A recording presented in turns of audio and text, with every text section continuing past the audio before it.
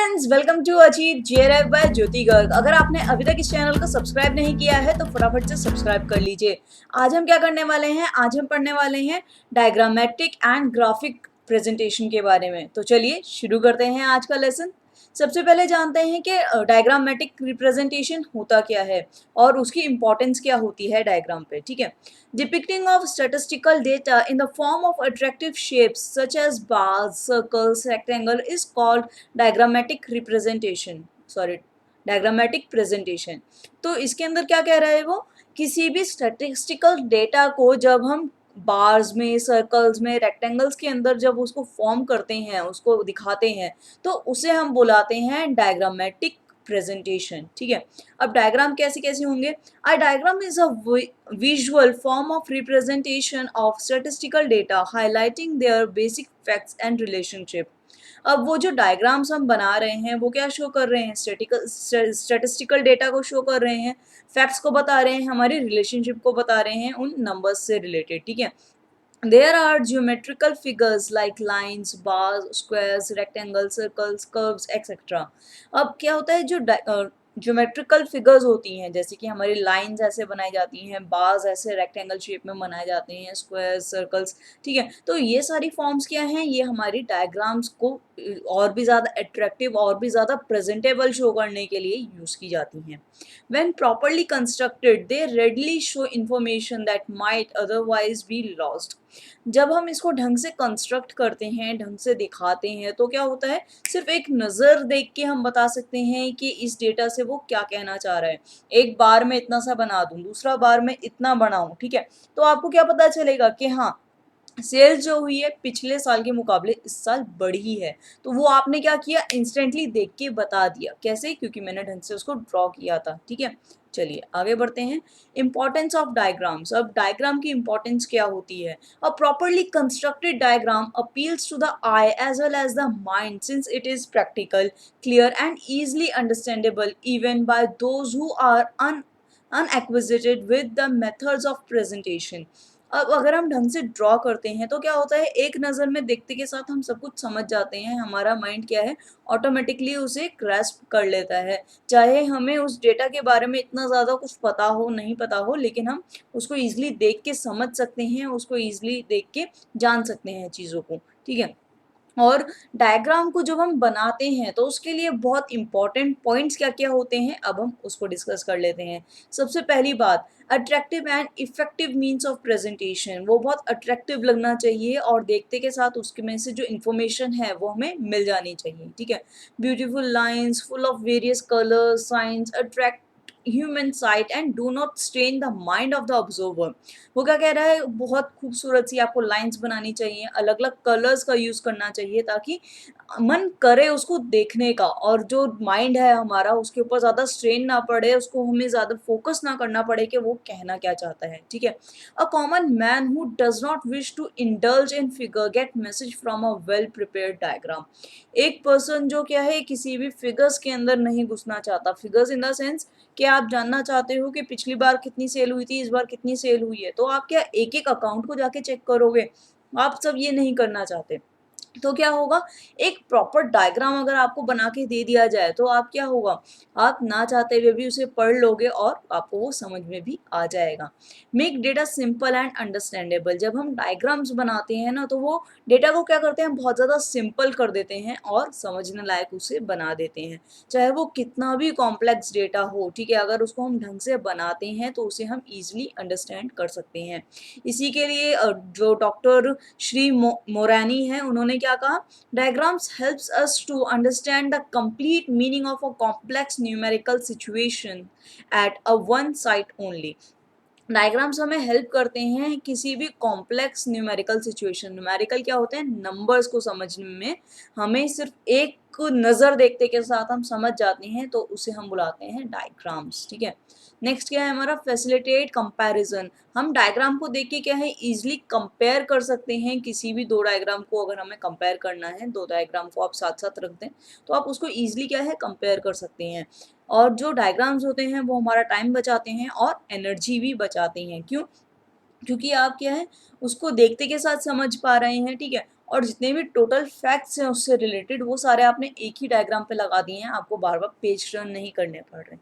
Universal utility, अब इसकी universal utility क्यों होती है? यूनिवर्सल यूटिलिटी इसलिए होती है क्योंकि जो ये स्टेटिस्टिकल डेटा है, ठीक है, वो हर जगह यूज़ होता है। मैंने आपको पिछली क्लास में बताया था कि जो स्टैटिस्टिक्स हैं, जो हमारी फर्स्ट क्लास थी स्टैटिस्टिक्स की, कि ये यूनिवर्सली अप्लाई होता है, ठीक है।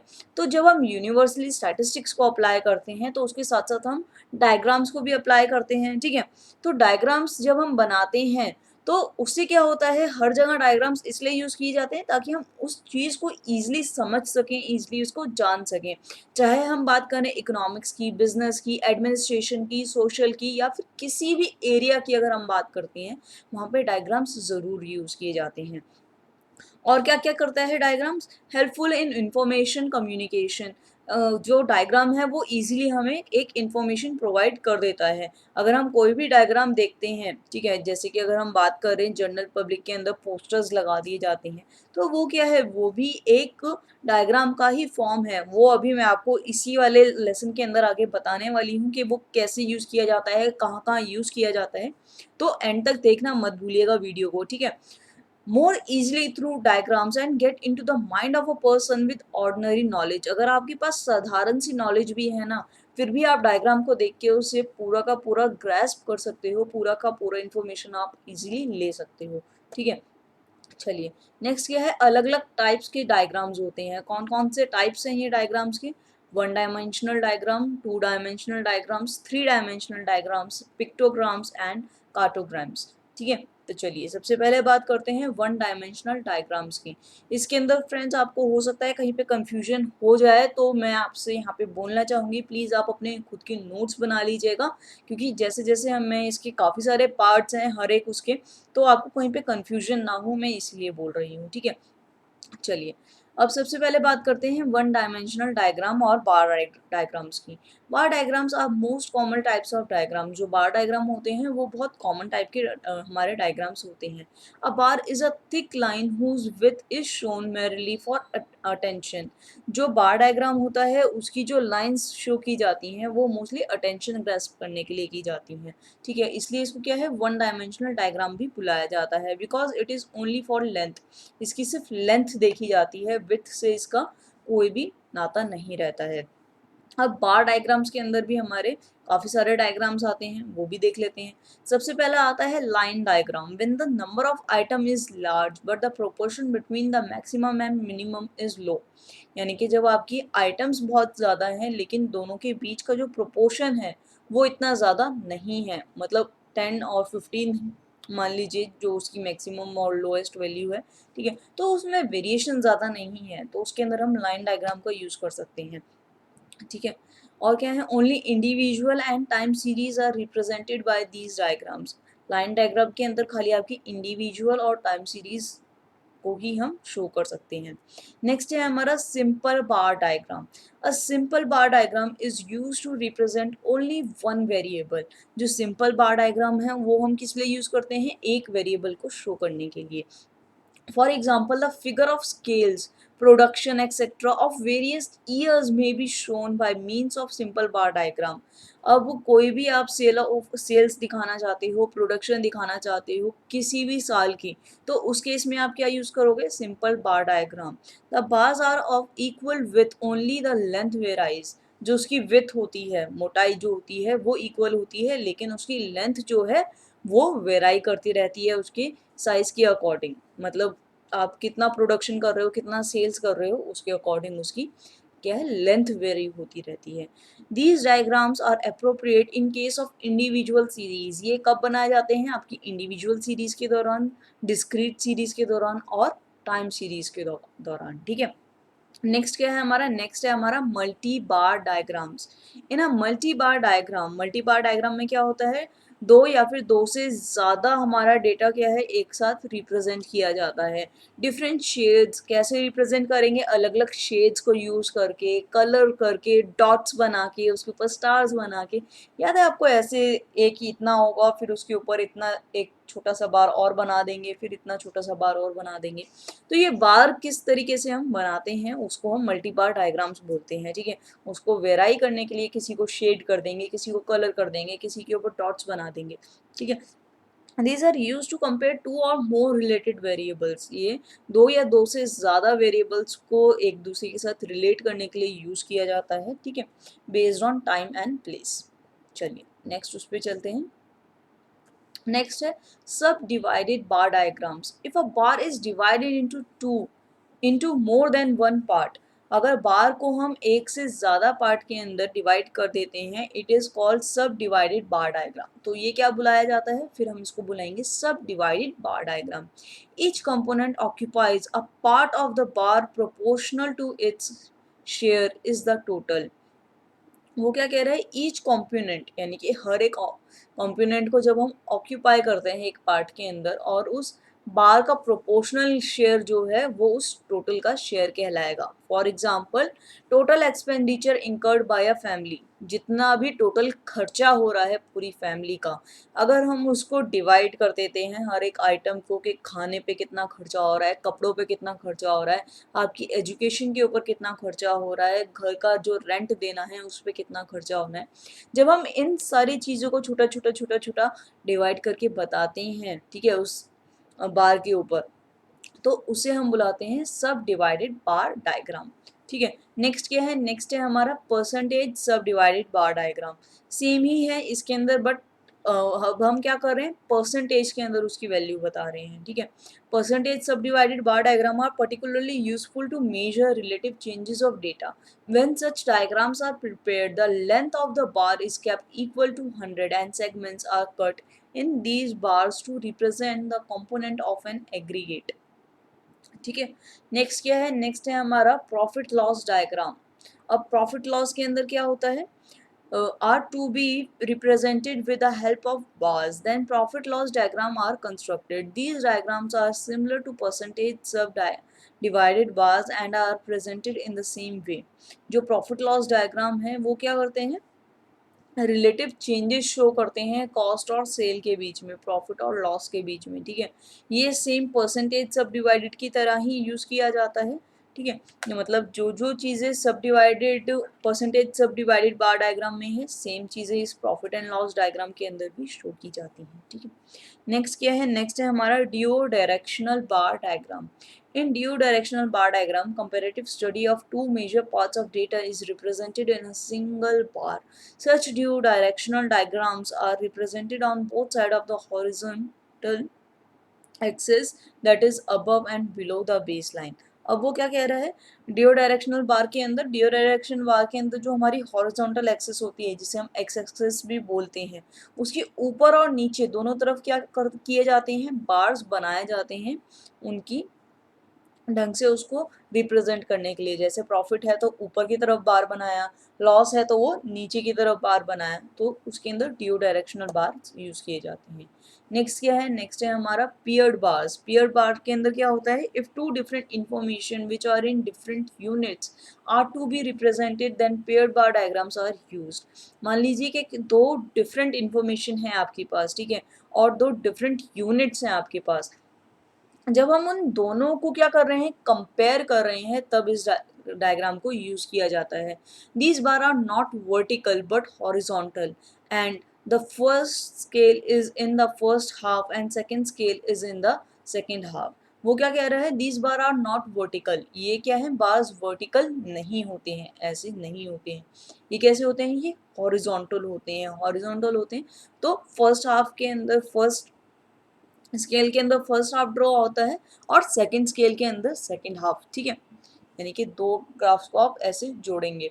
नेक्स्ट क्या है हमारा, deviation bar diagram. Deviation bar diagram के अंदर क्या है, are properly use for representing net quantities. That is, net quantities का क्या मतलब है, net profit, net loss, net exports, net import, यानी कि जो भी वैल्यू होगी आपकी वो होगी नेट के अंदर, ठीक है। Such bars can have both positive and negative values. दोनों ही बार के अंदर पॉजिटिव और नेगेटिव वैल्यूज हो सकती हैं। पॉजिटिव वैल्यूज जो हैं वो बेस लाइन के ऊपर शो की जाएंगी और नेगेटिव वैल्यूज जो हैं बेस लाइन के नीचे शो की जाएंगी। प्रोग्रेस चार्ट और गैंट चार्ट, ठीक है। These charts are mainly used in factories. इस टाइप के जो चार्ट्स होते हैं वो मेनली क्या हैं, आपको फैक्ट्रीज में देखने को मिल सकते हैं। वो जो बॉक्स बॉक्स से बनाए हुए होते हैं कि इस टाइम तक हमें ये काम कंप्लीट करना है, इस टाइम तक हमें ये काम कंप्लीट करना है, डेट्स वगैरह उसके अंदर मेंशन होती हैं पहले से ही, ठीक है। तो वो क्या होते हैं, वो कंपेयर करने के लिए यूज़ किए जाते हैं कि हमारी एक्चुअल प्रोडक्शन कितनी हुई है और हमारे टारगेटेड प्रोडक्शन हमने कितनी प्लान की थी। और इसी को देख के क्या है, हम अनुमान लगा पाते हैं कि कितनी प्रोडक्शन हम अपनी अभी तक की अचीव कर चुके हैं और कितनी प्रोडक्शन से अभी भी हम लैग बिहाइंड है, कितने अभी हम पीछे चल रहे हैं, ठीक है। नेक्स्ट हमारा बार डायग्राम है पिरामिड बार डायग्राम। इसके अंदर क्या होता है, these diagrams are constructed to show population distribution, the distribution of population according to sex, age, education, etc. are represented by this diagram. In this diagram, the baseline is in the middle and its shape is like a pyramid. अब वो क्या कह रहे हैं कि इस type का जो डायग्राम होता है वो क्या शो करता है, आपकी पॉपुलेशन डिस्ट्रीब्यूशन, ठीक है। पॉपुलेशन को डिस्ट्रीब्यूट किस किस तरीके से किया गया है, ये कुछ एग्जाम्पल है। सेक्स यानी कि फीमेल है, मेल है, ठीक है। एज, कितनी एज का बंदा है, 10 to 15, 15 to 20, इस टाइप का। एजुकेशन, पोस्ट ग्रेजुएटेड है, ग्रेजुएटेड है, 10th पास है, 12th पास है, उसके हिसाब से, ठीक है। तो उसको रिप्रेजेंट करता है इस डायग्राम के अंदर। और इस डायग्राम के अंदर क्या होता है, जो बेस लाइन होती है वो मिडल में होती है, जिसकी वजह से क्या होता है, इसका जो शेप होता है वो एक पिरामिड की तरह लगता है, ठीक है। Next is sliding bar diagram. These bars are like duodirectional bars. Duodirectional मैंने बताया था ना, loss है तो नीचे है, profit है तो ऊपर. But instead of absolute figure percentage of two variables are shown. Duodirectional bar में क्या होता है कि हमें absolute figure percentage पता होती थी, ठीक है। लेकिन इसके अंदर क्या होगा, one of them is shown on the right side of the base and the other on its left. तो जितनी भी एक साइड पे क्या होगा, सिर्फ राइट साइड पे एक साइड का शो किया जाएगा और दूसरी साइड पे लेफ्ट साइड का शो किया जाएगा, ठीक है। चलिए नेक्स्ट क्या है हमारा, नेक्स्ट है टू डायमेंशनल डायग्राम्स। अब इसके अंदर क्या होता है, in two dimensional diagram the height as well as the width of the bar will be considered. Two dimensional के अंदर आपकी हाइट और विड्थ दोनों ही मान्य हो जाती हैं, दोनों का ही इम्पोर्टेंस आ जाता है। The area of the bar represents the magnitude of data. Such diagram are also known as area diagram और सरफेस डायग्राम। इस टाइप की जो डायग्राम्स होते हैं उसे हम एरिया डायग्राम भी बुला सकते हैं और सरफेस डायग्राम भी बुला सकते हैं। तो कौन कौन से टाइप्स हैं ये, rectangle diagram, square diagram, circle या फिर पाई डायग्राम, ठीक है। तो सबसे पहले बात करते हैं हम रेक्टेंगल डायग्राम की। Rectangles are often used to represent the relative magnitude of two or more values. The area of rectangle is kept in proportion to the values. अब इसके अंदर क्या हो रहा है, जो रेक्टेंगल्स हैं वो बनाए जा रहे हैं मैग्नीट्यूड पे जिसके अंदर दो या फिर दो से ज़्यादा वैल्यूज़ का यूज़ किया जा रहा है। The area of rectangle is kept in proportion of the values. जो एरिया है रेक्टेंगल का वो किसके प्रोपोर्शन में है, वैल्यू, जो भी वैल्यू है उसकी आइटम की, ठीक है। They are place side by side like bars and uniform space is left between different rectangles. वो क्या कह रहे हैं कि जिस तरीके से हम बार डायग्राम बना रहे थे ना, उसी तरीके से एक रेक्टेंगल आ गया, फिर नेक्स्ट रेक्टेंगल आ गया, फिर इसी तरीके से वो बनाए जा रहे हैं और बीच में क्या है, यूनिफॉर्म स्पेस को हम छोड़ रहे हैं, ठीक है। तो ये भी तीन टाइप के हैं। कौन कौन से टाइप है, सिंपल रेक्टेंगल्स, सब divided rectangles, percentage sub divided rectangles, ठीक है। ये लास्ट के जो तीन है मैं उसके बारे में नहीं बता रही हूँ। लास्ट के तीन यानी कि जो हमारे सिंपल रेक्टेंगल, सब डिवाइडेड एंड परसेंटेज वाले, ये आप खुद सर्च कर सकते हैं। अब हम नेक्स्ट की बात करेंगे स्क्वायर डायग्राम की। स्क्वायर डायग्राम के अंदर क्या होता है, when there is a large difference between the extreme values. Example, the smallest value is 4 and the biggest value is 800. मान लीजिए जब दो वैल्यूज़ के बीच में बहुत ज़्यादा डिफरेंस होता है, जैसे कि मैंने आपको यहाँ पे एग्जांपल दिया हुआ है कि स्मॉलेस्ट वैल्यू आपकी 4 है और बिगेस्ट वैल्यू आपकी 800 है, तो उस केस के अंदर हम स्क्वायर डायग्राम का यूज़ करते हैं, ठीक है। तो स्क्वायर डायग्राम का कैसे यूज़ करेंगे, सबसे पहले हम इन दोनों ही वैल्यूज़ का क्या कर लेंगे, स्क्वायर निकाल लेंगे, ठीक है। And the sides are taken in the proportion of square roots. जो उसके स्क्वायर रूट्स, जो उसके स्क्वायर रूट्स आएंगे उसका प्रोपोर्शनल ले लेंगे हम साइड्स के लिए। The squares are drawn on the common base line, जो स्क्वायर्स हैं वो ड्रॉ करेंगे हम कॉमन बेस लाइन पे, आइदर इन इंक्रीजिंग और डिक्रीजिंग हाइट, या तो इंक्रीजिंग हाइट से शुरू करेंगे सारे या फिर डिक्रीजिंग हाइट से, to have beautiful and attractive appearance, ताकि वो खूबसूरत लगे, उसको देखने में अच्छा लगे। For calculating the scale, the area is calculated by squaring its side.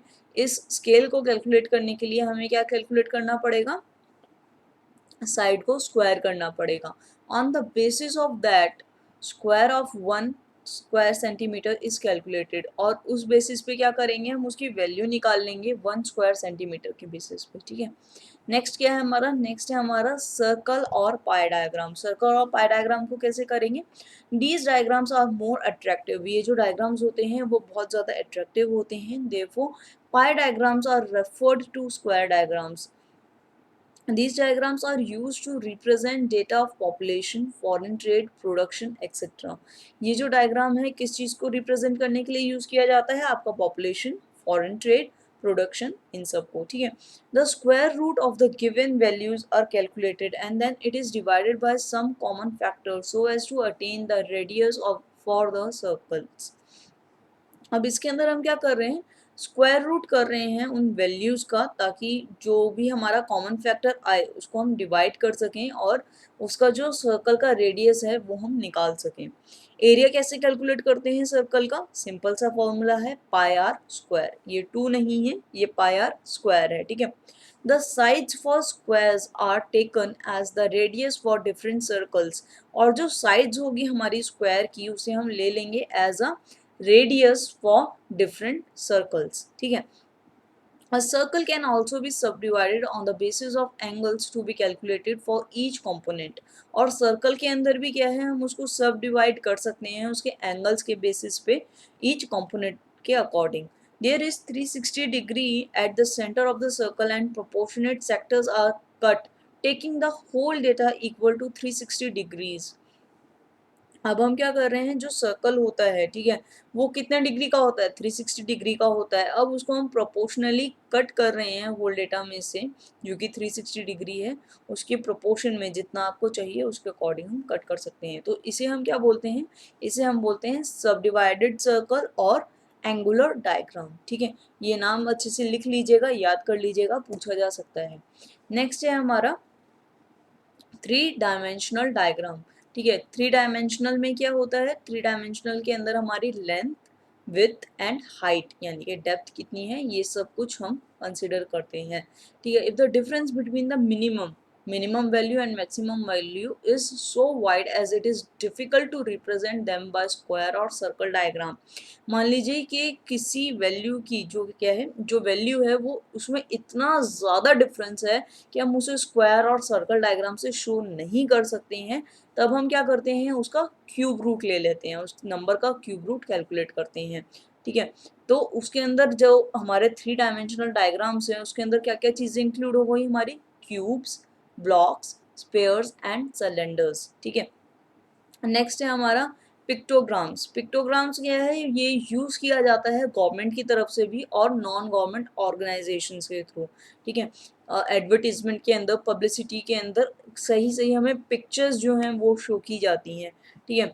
It is a popular technique particularly when statistical facts are to be presented by for a layman having no background of mathematics or statistics। ये कब use किया जाता है, ये तब use किया जाता है जब आपको स्टैटिस्टिकल फैक्ट्स शो करने हो एक ऐसे इंसान को जिसे स्टैटिस्टिक्स के बारे में कुछ पता ही ना हो, ठीक है। वो इन पिक्चर्स को देख के ईजिली डिपिक्ट कर सकता है। For representing data relating to social, business and economic phenomena for general masses in fair and exhibition, this method is used। जब भी हमें डेटा शो करना होता है, चाहे वो सोशल हो, बिजनेस हो, इकोनॉमिक फेनोमेना से रिलेटेड हो, ठीक है, मासेस में हमें जब शो करना होता है, टेलीविजन पर जब हम शो कर रहे होते हैं, तो उस समय क्या है, हम इस पिक्टोग्राम्स का यूज़ करते हैं, ठीक है। चाहे वो फेयर्स एंड एग्जीबिशंस हो, उस समय ये जो पिक्टोग्राम्स है ये यूज़ किए जाते हैं। नेक्स्ट है हमारा कार्टोग्राम्स। कार्टोग्राम्स के अंदर क्या होता है, इसके अंदर भी हम रिप्रेजेंट कर रहे हैं डेटा को, लेकिन मैप्स की फॉर्म में, ठीक है। Cartograms are similar and elementary form of visual presentation and are very easy to understand while highlighting the regional or geographical comparison. Mapographs or cartograms are generally used. तो ये बहुत easy होता है understand करने को, हम इजीली उस reason को, उस जोग्राफिकल एरिया को क्या है कलर कर सकते हैं, हाईलाइट कर सकते हैं, जिससे हम इजीली उसकी अंदर जितनी भी हमारी प्रोडक्शन चल रही है, सबसे ज़्यादा सेल हमें जाननी है कि कौन से रीजन में है, तो उस समय हम इस कार्टोग्राम्स का यूज़ कर सकते हैं, ठीक है। चलिए नेक्स्ट क्या है, नेक्स्ट है हमारा what is graphic presentation. Graphic presentation क्या होता है, अब हम उसके बारे में जान लेते हैं। According to Blair, the simplest to understand, the easiest to make, and the most variable and the most widely used type of chart is graph. अब Blair क्या कहते हैं, जो सबसे इजी है समझने के लिए, सबसे इजी है बनाने में, और जो सबसे ज़्यादा यूज़ किया जाता है जिस चार्ट को, उसे हम कहते हैं ग्राफ, ठीक है। Graphic presentation is a visual form of presenting statistical data. Graphic presentation क्या है, एक visual form है statistical data को present करने का. Graphs act as a tool of analysis and makes complex data simple and intangible. जो graph हैं वो क्या करते हैं, जो भी हमारा डेटा है उसको सिंपल बनाते हैं और शो करते हैं, जिससे हम उसे ईजिली समझ पाते हैं, ठीक है। Graphs are more appropriate in the following cases. Graphs जो हैं सबसे ज़्यादा यूज़ किए जाते हैं इन फॉलोइंग केसेस के अंदर। If tendency instead of real measurement is important, when comparative study of many data series is required on one graph, जब एक से ज़्यादा हमारे डेटा सीरीज की रिक्वायरमेंट हो कंपैरेटिव स्टडी के लिए, तो उस समय एक ग्राफ के ऊपर हम इसको रिप्रेजेंट कर सकते हैं। If estimation and interpolation are to be presented by graph, जब हमें किसी चीज़ को एस्टिमेट करना है, इंटरप्रेट करना है, तो उस समय ग्राफ्स को हम यूज़ कर सकते हैं। If frequency distribution is presented by two or more curves, जब हमें फ्रीक्वेंसी डिस्ट्रीब्यूशन को प्रेजेंट करना है दो या फिर उससे ज़्यादा कर्व्स में। नेक्स्ट क्या है कि फॉल्स बेसलाइन क्या होता है, ठीक है। While making the graph the vertical scale क्या है हमारी Y axis must start from zero origin. आपको याद है वाई एक्सिस ऐसे होती है, एक्स एक्सिस यूँ जुड़ी हुई होती है, तो जिस पॉइंट पे वो दोनों जुड़े हुए होते हैं उसे हम जीरो ऑरिजिन बोलते हैं, ठीक है। But in some cases adjustment of scale is not possible on Y axis starting with zero. लेकिन कुछ केसेस ऐसे होते हैं जिसके अंदर क्या है, आपकी जो स्टार्टिंग है वो ज़ीरो से नहीं होती है, उसके अंदर जो वैल्यूज़ हैं वो काफ़ी बड़े हो सकते हैं। If vertical scale begins with zero the curve will be concentrated mostly to the top of the graph paper. अगर क्या है हमारी वर्टिकल स्केल जो है वो ज़ीरो से स्टार्ट होती है, तो जो हमारा कर्व बनेगा मोस्टली क्या है वो टॉप ऑफ द ग्राफ बनेगा, ऐसे जाएगा, ठीक है। In such cases that portion of the graph from 0 to the minimum value of items to be depicted is omitted। अगर ऐसा नहीं होता है तो क्या होता है कि जो भी हमारा मिनिमम वैल्यू होती है आइटम की, वो क्या होती है हम भूल जाते हैं उसके अंदर शो करना। This fact is indicated in the graph paper itself either by drawing a double saw tooth lines. अब इस चीज़ को क्या है हम इंडिकेट कर सकते हैं ग्राफ पेपर के ऊपर, कैसे, दो लाइंस को ड्रॉ करके, टूथ हमारी टूथ लाइन को ड्रॉ करके, ठीक है। जिससे क्या होगा, जो हमारा एम्प्टी स्पेस है वो चला जाएगा, और क्या करेंगे by a cut in Y axis में नीचे की तरफ छोटा सा कट हमारा लग जाएगा, ऐसे कट लगता है एक जिगजैग सा, ठीक है। This is known as using false base line. ये इसको क्या बुलाते हैं हम, इसे हम बुलाते हैं false base line. It is drawn in this way to show that Y axis is lost in between.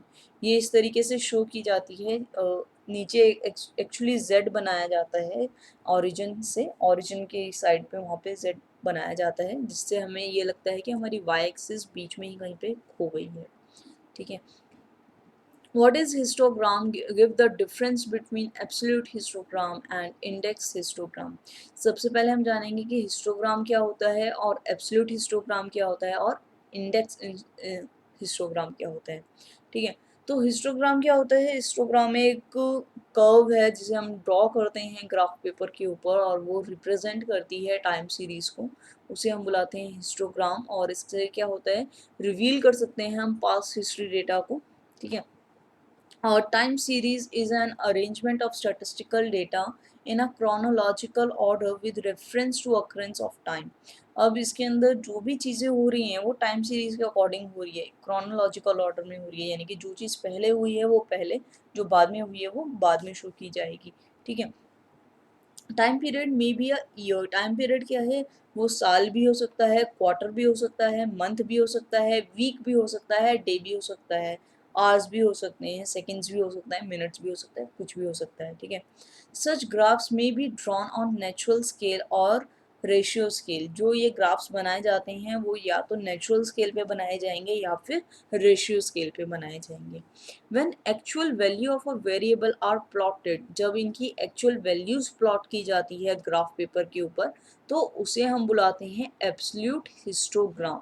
ठीक है, एब्सोल्यूट हिस्टोग्राम जो है वन वेरिएबल भी हो सकता है, टू वेरिएबल भी हो सकता है या फिर उससे ज़्यादा वेरिएबल्स का भी हो सकता है।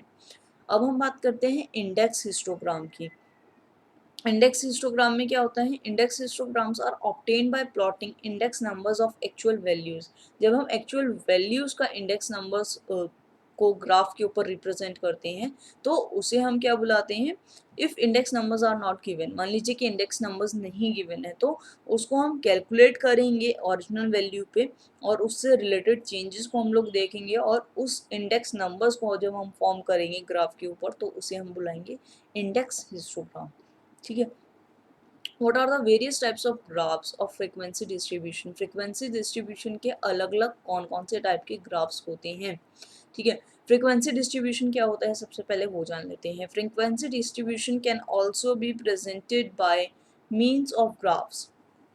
फ्रीक्वेंसी डिस्ट्रीब्यूशन भी एक तरीके का ग्राफ होता है। Such graph facilitate comparative study of two or more frequency distribution as regards their shape and pattern. ये क्या करते हैं? दो या फिर दो से ज़्यादा फ्रीक्वेंसी डिस्ट्रीब्यूशन को एक दूसरे के साथ कंपेयर करते हैं जिसको हम शेप्स और उसके पैटर्न्स के थ्रू उसको रीड करते हैं। The most commonly use graphs are as follows. जो मोस्ट कॉमनली जो ग्राफ्स यूज किए जाते हैं वो ये हैं। Line frequency diagram, histogram, frequency polygon, frequency curve, cumulative frequency curve या फिर ओगिव कर्व्स। ठीक है, तो इन सबको मैं आपको अब डिटेल में बताने वाली हूँ, ध्यान से सुनिएगा। Line frequency diagram. Line frequency diagram मैंने आपको बताया था, लाइंस की तरह आप ऐसे ऐसे ड्रॉ करते हैं। ठीक है, this diagram is mostly use to depict discrete series on a graph. ये मोस्टली यूज किया जाता है डिस्क्रीट सीरीज को दिखाने के लिए।